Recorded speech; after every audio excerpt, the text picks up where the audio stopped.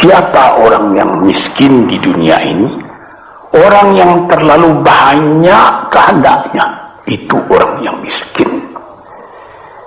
Siapa orang yang kaya di dunia ini?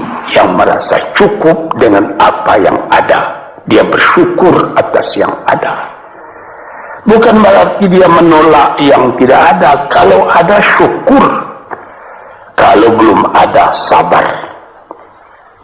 Jadi syukur itu ada imbangan, yaitu sabar dan syukur.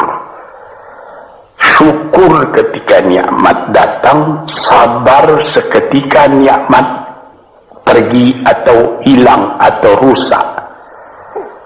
Sebab apabila sabar, itu pikiran tenang menyebabkan ada lagi inspirasi baru yang akan datang.